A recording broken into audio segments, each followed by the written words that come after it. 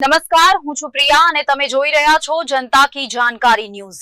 નજર કરીએ આજના સમાચાર ઉપર। કાલાવડ, લાલપુર, હસનપુર, ગોવિંદપરા, કાલસારી ગ્રામ લોકોએ રાત મેં આરોગ્ય કેન્દ્રની મુલાકાતે પહોંચતા જોવા મળ્યા અને પ્રશ્નો। વિસાવદરના કાલસારી ગ્રામમાં આવેલ પીએચસી ખાતે આજે સરપંચ તથા ગ્રામજનોએ વિવિધ પ્રકારના સઘન ચેકિંગ કરીને સ્વાસ્થ્ય અંગેના સાધનો, સુવિધા અંગે તાગ મેળવી ત્યાંના ઇન્ચાર્જ અધિકારીને આડે હાથ લીધા હતા। મસમોટો તગડો પગાર લેતા આ અધિકારીની બેદરકારી માટે સૌએ તતડાવ્યા હતા અને સમગ્ર સેન્ટરમાં વિવિધ મશીનરીઓ 2 વર્ષથી બંધ હાલતમાં જોવા મળેલ છે અને બાળકના ધબકારા માપવાના મશીનમાં પણ છેલ્લા 2 મહિનાથી એક શેલ નાખવામાં આવતો નથી। તો ગ્રામજનોએ પોતાના સ્વયંપોક ખર્ચે ડોક્ટરને 50 રૂપિયા આપી સેલ નાખવાની વિનંતી કરેલો હતી અને ડિલિવરીવાળા બહેનોના હોડમાં ખાટલાઓ નીચે ગંદકી અને ગાડીઓના ટાયર પણ જોવા મળ્યા હતા। છતાંય આ અંગે જવાબદાર અધિકારીના પેટનું પાણી હલતું નથી એવું જાણવા મળ્યું છે। સ્ટાફમાં પણ પોતાના મળતિયાઓને ભારે રહેમદિલી દાખવે છે અને કોઈ સામે બોલે તો ઉચ્ચ અધિકારીઓ પાસેથી સહન ન થાય તેવો માનસિક ત્રાસ આપે છે અને ગ્રામ લોકોએ જણાવ્યા મુજબ ઉચ્ચ અધિકારી સુતરિયા દ્વારા પણ નાના સ્ટાફને ટોર્ચર કરવામાં આવે છે અને મસ્ટરમાં પણ કર્મચારીઓની સહી બાબતે પણ ભારે ગોલમાલ કરી હોવાની સંભાવના હોય એવું લાગે છે।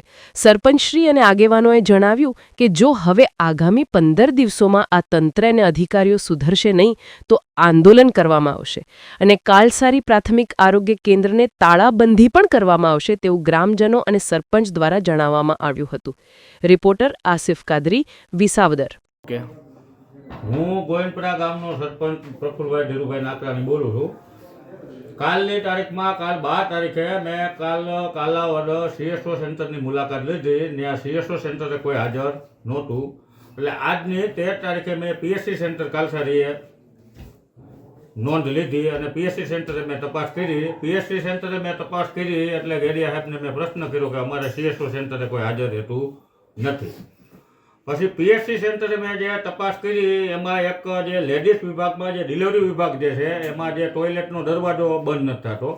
બીજા નંબરમાં લેબોરેટરીની અંદર જે મશીન જે છે એક લેબોરેટરી વિભાગમાં એ મશીન 2 વર્ષ ત્યાં બંધ પડ્યું છે અને આ લોકો એમ કહે છે કે અમે 5 મહિનાથી અરજી કરી છે હજી મશીનરી રિપેર થઈ નથી। ત્યાર પછી કાલસારી પંચાયતે એક પાણીનું ફિલ્ટર આપેલું છે એ ફિલ્ટર આજે 2 વર્ષ ત્યાં બંધ પડ્યું છે।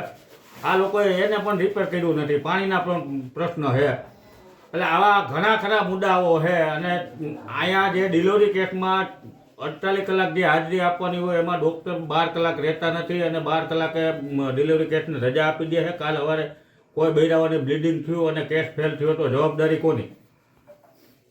લેબોરેટરી મશીન બંધ છે। પછી જે ડિલિવરી વિભાગમાં જે બાળકોને જે મશીન તપાસ કરે હૃદયના ધબકારા તપાસ કરવાનું મશીન છે એમાં સેલ પણ એ મશીનની અંદર સેલ પણ 2 મહિના થયા નથી।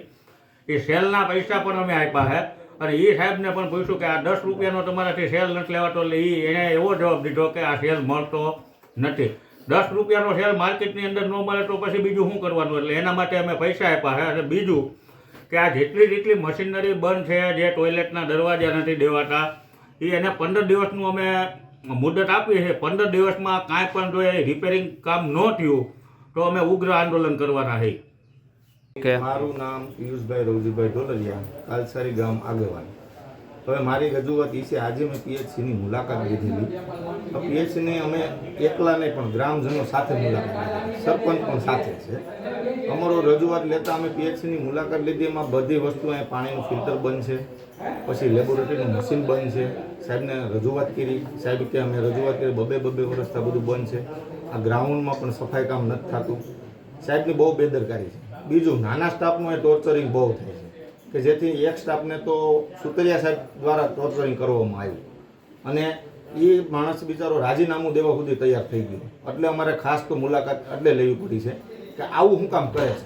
એટલે આ સાહેબના ઘણા પણ પ્રોબ્લેમ છે।